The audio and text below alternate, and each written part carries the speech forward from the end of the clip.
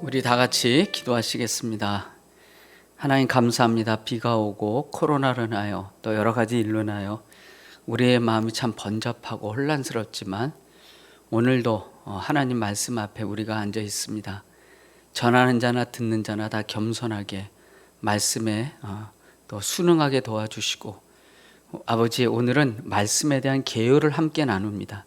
이 말씀의 계요가 언젠가, 아니 오늘이라도 우리 삶에 또 성령 안에서 역사하실 것을 믿습니다. 이 말씀 가운데 함께 하시고 듣는 모든 분들에게 하나님의 말씀에 더 가까워지는 놀라운 인도하심을 성삼위 하나님께서 허락하여 주시옵소서. 예수님 이름으로 기도드렸습니다. 아멘. 여러분 반갑습니다. 오늘부터 다시 신약의 크로스웨이를 다시 시작하려고 합니다. 오늘은 함께 나눠볼 그 성경이 요한복음입니다. 요한복음의 저자는 요한입니다. 근데 마가라한 요한이 또 있죠. 그래서 그 요한과 구분하죠. 그래서 마가라한 요한은 바나바의 조카를 얘기하고, 여기 요한은 예수님의 제자, 그러니까 야고보의 형제인 요한을 이야기합니다. 이 요한이 요한 1, 2, 3서와 요한계시록과 요한복음을 기록했습니다. 요한복음은 다 다룰 수는 없지만 이것만 기억했으면 좋겠습니다. 기억하시라는 것은 7이란 숫자입니다. 7이란 숫자, 7이란 숫자입니다. 왜냐하면 요한복음에는 표적이 7개가 기록이 되어 있고, 나는 누구누구이다, 예수님이 자신을 계시하는 신상 발언이 7개가 있기 때문에 그렇습니다. 그러니까는 요한복음 하면 우리 성도님들이 생각하실 것은 7개의 표적과 7개의 뭐라 그럴까요? 자기소개, 예수님의 자기소개, 이렇게 생각하면 될 것 같습니다. 근데 여러분, 왜 기적도인데 표적이라는 말을 썼을까요? 표적이라는 것은 사인이란 뜻입니다. 이 기적을 통해서 이 땅을 보게 하는 것이 아니라 하늘을 보게 하기 위해서, 하늘에 속한 것을 보게 하기 위해서 기적이 아니라 표적이라고 이렇게 이야기를 하는 것입니다. 이것만 보아도 기독교인가 아닌가를 구분할 수 있죠. 그건 뭐냐면, 너무 이 땅에 집착하는 것은 비본질적인 것입니다. 기독교는 이 땅과도 관계있지만 많은 부분이 하늘에 속한 것과 관계가 있는 것입니다. 이런 생각을 가지고 우리가 요한복음을 우리가 살펴보길 원하는데요, 7개의 기적이 있습니다. 여기 보면 제가 말씀을 드린 것이 있고요, 7만 기억하라, 제가 이렇게 말씀드렸습니다. 표적이 7개입니다. 표적이, 첫 번째 표적이 뭐냐면 가나의 혼인잔치입니다. 물이 변하여 포도주가 되는 사건. 이것은 예수께서 이 땅에 오셔서 천국잔치를 시작하셨고, 종말에 하늘에서 있을 천국잔치를 미리 보여주는 사인으로 존재를 하는 것입니다. 두 번째죠, 요한복음 4장에 있습니다. 왕의 신하의 아들을 고쳐주는 기적이 있습니다. 이것은 예수님께서 이 땅에서만 죽은 자를 살리시는 것이 아니라, 물론 나사로 사건도 있지만 이 아들도 거의 죽음 직전에 갔는데 예수님이 말씀으로 살리셨습니다. 그래서 이 사건은 하나님 나라에서의 영원한 생명, 치유하심을 미리 보여주는 사건으로, 표적으로 있는 것입니다. 세 번째는 중풍병자의 치유입니다. 요한복음 5장에 있습니다. 38년 된 병자, 베데스다 연못가에 있었는데 누구도 그 사람을 물가에 뭐라고 할까요? 이렇게 안아서 이렇게 넣어주질 못해서 고생하고 있었던 이 환자를 예수님께서 고쳐주십니다. 근데 이 예수님께서 어느 날 고쳐주시냐면 안식일 날 고쳐주십니다. 그래서 이 표적, 기적이 주는 사인은 뭐냐면 예수께서, 즉 안식일의 주인이라는 사인으로 주신 것이고, 저 하늘나라에서 영원한 안식이 보장된다는 표적으로 주어진 것입니다.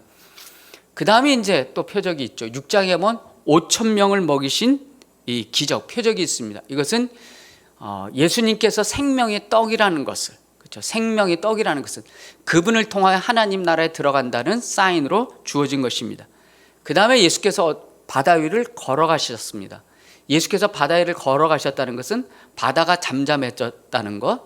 요한계시록에 보면 하나님 나라에는 바다가 없다고 얘기합니다. 바다는 고통, 폭풍이 동반하는 고통을 의미합니다. 즉, 이 기적을 통하여 하나님의 나라에는 예수님을 통한 고통이 없는 세상이 있을 것을 미리 보여주는 사인으로 있었던 것입니다. 그 다음에 이제 실로암이죠.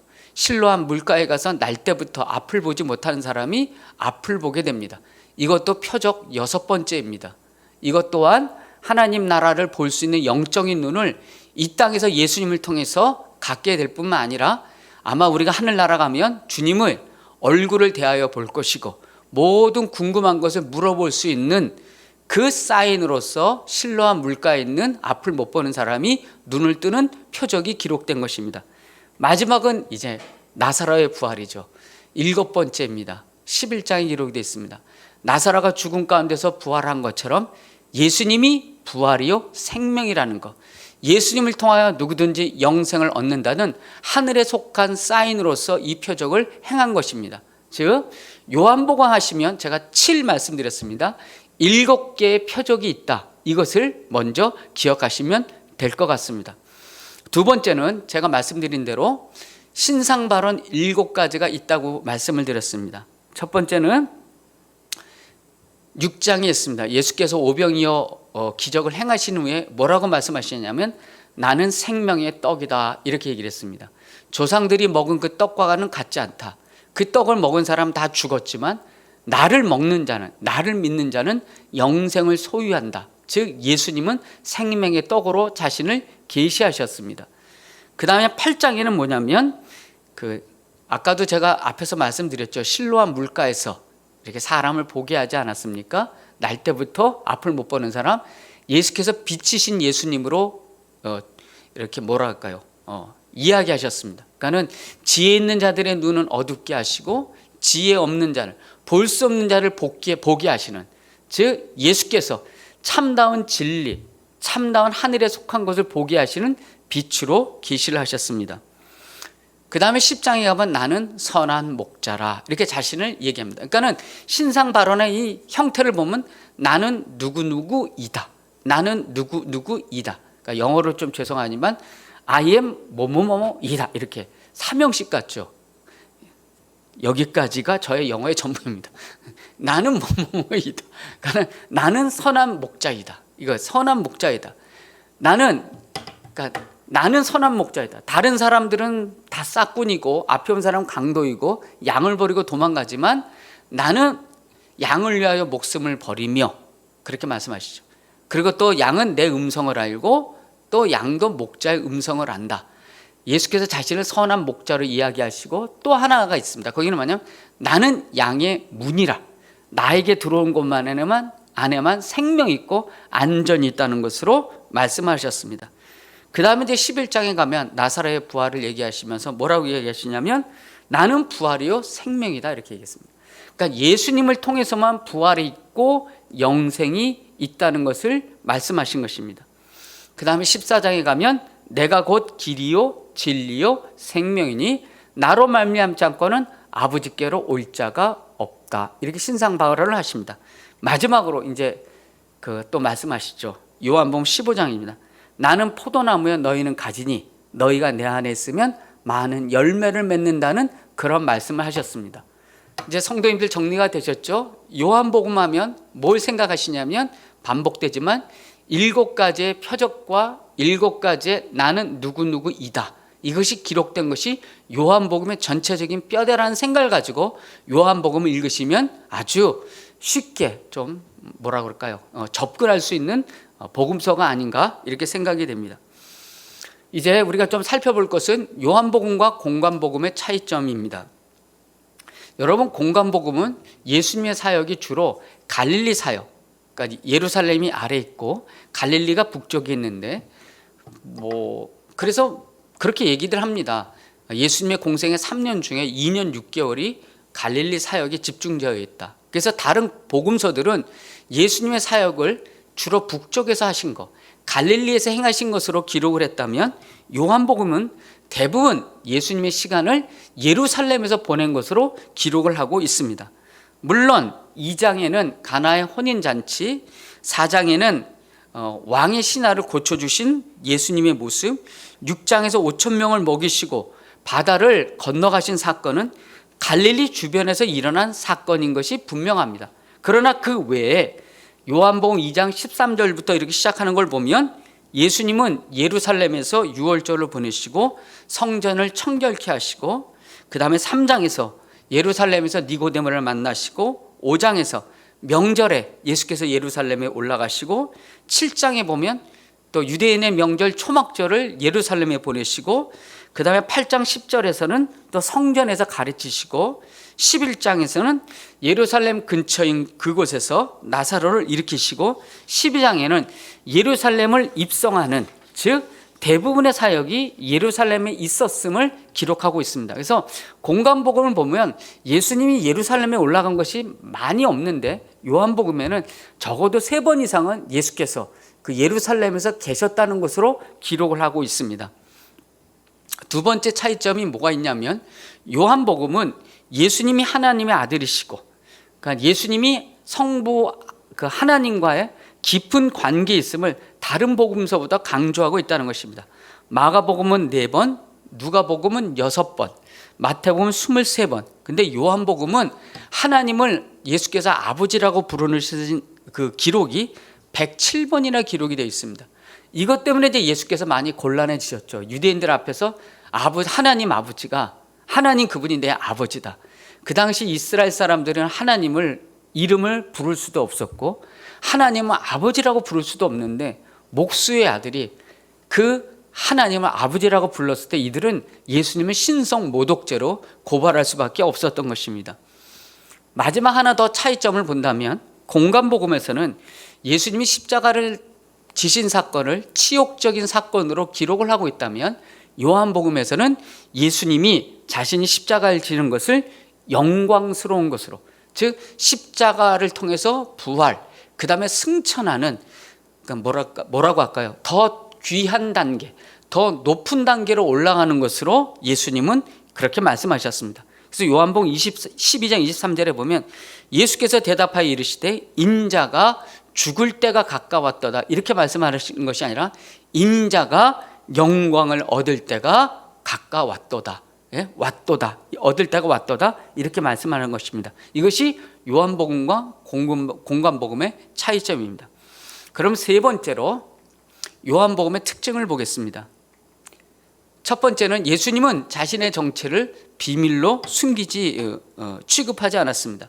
여러분, 앞에 공관복음서를 보면 예수께서 그 빌립보죠, 가이사라 빌립보 지방인데, 그러니까 예수님이 공생애를 다 기간을 마치시고 거기 좀 2년이 지난 다음에 그 장소에서 제자들에게 너희는 나를 누구라 하느냐 하고 베드로를 통해서 자신의 정체를 밝히시고, 그 다음에 자꾸 하시는 말씀이 뭐냐면 어디 가서 내가 누군지 말하지 말라, 어디 가서 내가 누군지 말하지 말라, 이렇게 자신의 정체를 비밀로 얘기를 했다면, 요한복음은 1장 1절부터 그분이 말씀으로 계시랍니다. 태초에 말씀이 계시니라, 예수님을 얘기하는 거죠. 이 예수님이 하나님과 함께 계셨으니 이 말씀은 곧 하나님이시라. 그러니까 본인의 정체, 본인의 정체성을 숨기지 않고 1장 1절부터 밝혔다는 것이 이 요한복음의 특징입니다. 두 번째는 요한복음은 성령의 은사를 강조합니다. 니고데모 사건을 봐서도 아시겠지만 거듭남은 성령의 사역이다. 그 다음에 예수께서 제자들에게 얘기하시죠. 보혜사 성령이 오시면 너희를 진리 가운데 인도할 것이고 내가 이전에 얘기했던 모든 것들을 이후에 생각나게 하고 기억나게 해서 너희를 진리 안으로 인도하실 것이다. 그래서 여러분, 요한복음에 보면 이런 일이 있었습니다. 이런 기록들이 있죠. 그때는 그 일을 깨닫지 못했으나 나중에 알게 되었다. 이런 비슷한 문구들이 많이 발견됩니다. 그러니까 예수님 당시에 예수께서 하신 말씀을 이해하지 못했고 예수님이 이 행동을 왜 하시느냐 이해하지 못했지만, 예수께서 승천하신 후에 성령이 오신 다음에는 그 모든 사건들이 하나로 연결이 되고 꽤 맞춰지는 놀라운 성령의 역사가 제자들에게 임했던 것입니다. 근데 그리고 마지막 하나 더, 예수님이 이제 재판을 받으신 이유가 이제 여러 가지가 있겠죠. 근데 요한복음의 관점에서 보면 나사로가 부활한 것 이후에 예수께서 십자가를 지신 것으로 이렇게 연결이 되어 있습니다. 여러분, 유대인들은 메시아가 오면 세상의 종말이 오고 그때 성도가 부활한다고 이야기를 합니다. 뭐라고 말씀드렸습니까? 메시아가 오시면 세상의 종말이 오고 성도가 부활을 한단 말입니다. 그런데 누군가 이 세상에 와서 사람을 부활시킨다면 그것은 종말이 온 것이고 그 사람이 메시아라는 증거가 되는 것입니다. 그런데 예수께서 오셔서 나사로를 살리셨습니다. 그렇다면 뭐죠? 예수님이 메시아인 것이 맞다는 것을 증명하는 것입니다. 여기에 이제 유대인들이 당황하는 것입니다. 그들이 생각할 때는 예수님이 메시아가 아닙니다. 근데 그 사람이 와서 죽은 나사로를 살리자 혼돈이 온 것입니다. 이 사람은 나사로가 아닌데. 그래서 유대인들이 예수님을 나사로 사건 이후에 재판에 넘기게 되었고 예수님이 십자가에 죽게 된 것입니다. 그러니까 요한복음은 나사로 사건과 재판을 이렇게 연결시키는 그러한 기법으로 요한복음을 기록을 했습니다. 이제 마지막으로 우리가 한 번 더 살펴볼 것이 있습니다. 그건 뭐냐면 예수님은 유대교를 요한복음 안에서 다 대체하셨습니다. 첫 번째가 뭐죠? 혼인잔치입니다. 혼인잔치 여러분 아시죠? 물이 변하여 포도주가 됐습니다. 물이 이제 뭐 많은 학자들이 얘기합니다. 물이라는 것은 이제 율법을 얘기한다고 얘기하죠. 그러니까 물로 씻는, 정결케 되는 그걸 얘기하지만 이제 포도라는 것은 기쁨인데 이제 이 율법은 물러가고 예수님을 통해서 그 혼인잔치에 참여하는, 율법을 행함으로 혼인잔치에 들어가는 것이 아니라 예수님을 통하여 혼인잔치에 들어가는, 그러니까 예수님이 유대교를 이렇게 대체하고 계시는 것입니다. 두 번째는 요한복음 처음부터 보면 예수님이 성전에 들어가서 성전을 청결케 하십니다. 성전을 청결케 하신다는 건 뭐냐면 성전이 필요 없다는 것을 얘기하시는 겁니다. 즉 유대인들이 그렇게 부여잡고 있는 성전은 다 사라지고 본인이 하나님 앞에 직접 나가는 성전, 예수님이 유대교를 대체하시고 계시는 것입니다. 세 번째, 선민이 되는 방법도 대체됩니다. 유대인들은 태어날 때부터 혈통적으로 아브라함의 후손이면 하나님 나라 백성이고 할례나 율법을 지킴으로 하나님 나라 백성이 되지만 예수님은 성령을 통하여, 그렇죠? 성령을 통하여 예수님과 연합됨으로 하나님 나라 백성이 되는 것입니다. 유대교로 이렇게 대치가 되고 있는 것입니다. 그 다음에 예배 장소죠. 그 사마리아 여인이 묻지 않습니까? 어디서 예배를 드리는 것이 옳은 것입니까? 사마리아 사람들은 그리심산에서 예배를 드리고 유대인들은 예루살렘에서 예배를 드립니다. 어디서 예배를 드리는 것이 옳은 것입니까? 예수께서 말씀하셨죠. 이제 아버지께 신령과 진정으로 예배할 때가 오나니, 그렇죠? 신령과 진정으로 예배할 때가 오나니, 장소가 아니라 어디서든지 성령 안에서 하나님께 예배 드릴 때가 온다는 것입니다. 그러니까 여러분 이런 생각만 해도 지금 코로나로 인해서 우리가 비대면 예배를 드리고 있지 않습니까? 가정에서 이렇게 예배를 드리는 것이 비성경적이라 생각하는 것 자체가 틀린 것입니다. 우리가 잠시 만이 어느 정권, 어느 정부에서 영원히 예배를 못 드리게 한다면 우리가 거기에는 항거를 해야 되겠죠. 그러나 지역사회 안전을 위해서 우리가 잠시 가정에서 가족들과 함께 말씀 앞에 있는 것, 그 안에 성령이 계시고 그 안에 하나님의 놀라운 은혜가 있는 것입니다. 그래서 예수께서는 이제 성전을 없고 이제 본인이 그 참된 성전이 되셔서 누구든지 하나님 앞에 예배가 드리는 그 유대교의 어떤 성전에 필요 없음을 말씀하셨습니다. 그 다음에 이제 안식일이죠. 안식일. 유대인들은 여러분 이제 베데스다 연못 사건을 통해서 이제 이야기를 하신 건데 유대인들은 그 날 자체에 모든 것이 묶여 있습니다.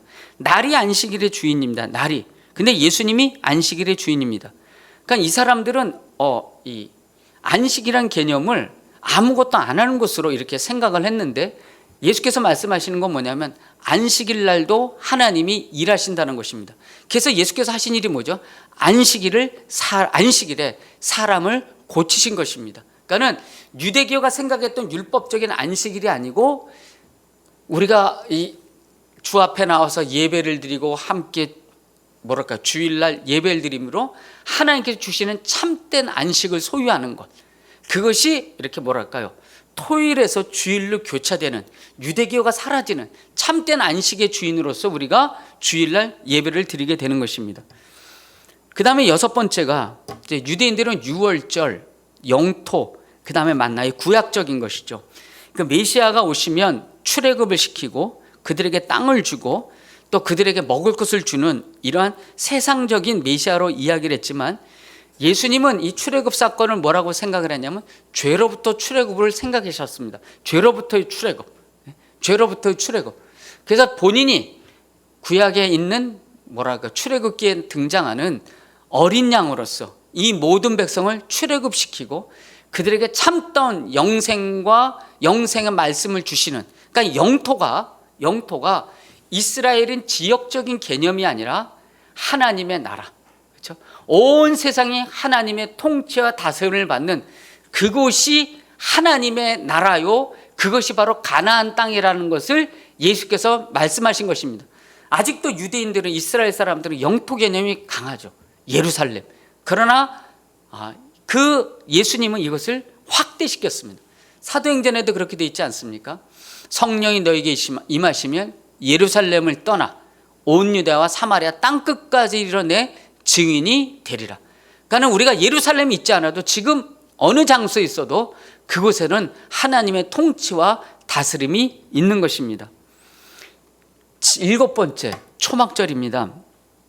요한복음 7장에 보면 이스라엘 백성은 유대인의 명절 가운데 초막절, 그러니까 광야 생활에서 그들이 지냈던 것을 회상하면서 일주일 동안 명절을 지켰습니다. 이때는 그 이방인의 뜰에, 예루살렘 성전에, 여인의 뜰에 이렇게 불을 비춰놓습니다.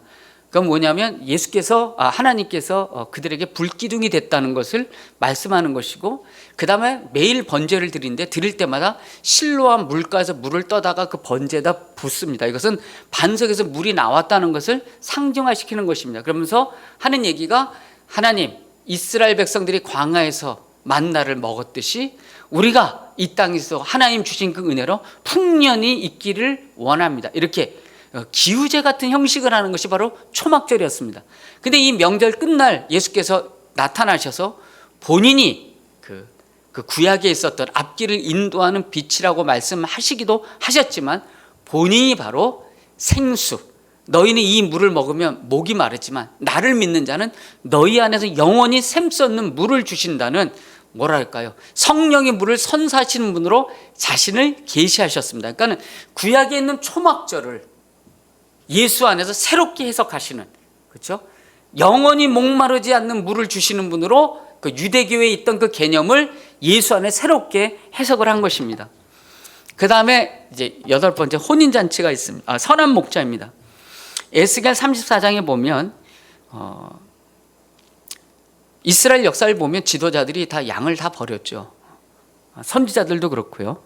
그래서 예수께서 뭐라고 말씀하시냐면, 내가 메시아가 이 땅에 오시면 그 에스겔 선자가 뭐라면 그분이 친히 이스라엘 백성의 목자가 되신다. 그러니까는 예수 그리스도는 구약에 있었던 모든 그 목자를 대체하시는 분으로, 참된 선한 목자로 이 땅에 계시는 것.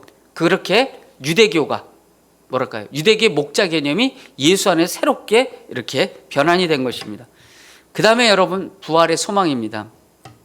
부활은 먼 미래만 있는 것이 아니라, 아까 나사로의 사건을 보면 나사로가 이 땅에서 이미 부활을 했지요. 그러니까는 우리 예수 믿는 사람은 나중에 미래 천국 가는 것이 아니고, 나중에 우리가 영생을 소유한 자가 아니라 이미 이 땅에서 영생을 소유한 자로 이 땅을 사는 것입니다.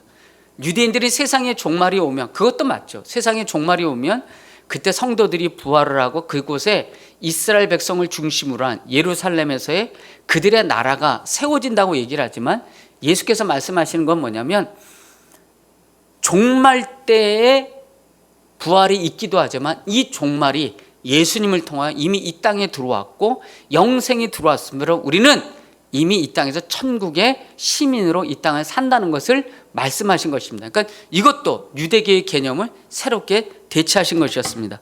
마지막으로 하나님 나라의 백성입니다. 유대인 중심이죠. 여러분, 메시아 개념은 유대인 중심입니다. 유대인이 모든 세상의 중심이 되는 것입니다. 그러나 예수님은 유대인이 세상의 중심이 아니라 모든 이방 백성을 포함한 모든 백성이 하나님 나라 백성으로 되는 것이 그 예수님의 말씀이었습니다. 이건 뭐 새삼스러운 건 아니고요. 창세기 12장에 보면 아브라함에게 주신 그 언약의 성취를 예수께서 행하시는 분으로 예수께서 이 세상에 오셨고 그 일을 하셨습니다. 그러니까 유대인들이 가졌던 그 고정관념을 예수께서는 새롭게 해석하셨다 그래서 새로운 것이 아니라 성경 안에서 그것을 해석하셨고 성경 안에서 그것을 계시하시고 말씀하셨던 것입니다. 이것이 바로 요한복음의 전체적인 개요입니다.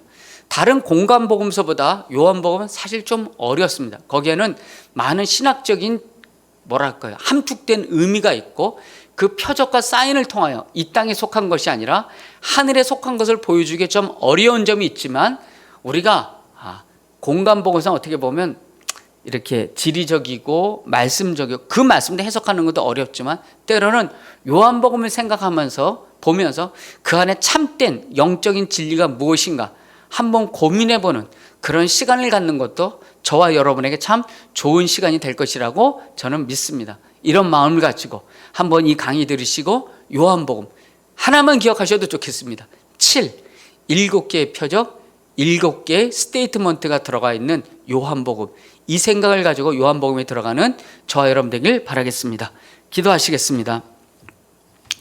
하나님 아버지, 요한복음을 바라보는 그 관점과 시점은 다양하지만 가장 그 중에 공통적인 분모를 뽑아서 이렇게 간추려서 함께 나누어 보았습니다. 7개의 표적과 7개의 나는 누구이다. 그러한 문장 속에 예수님은 이 땅에서 하나님의 아들로서 사역을 감당하셨습니다.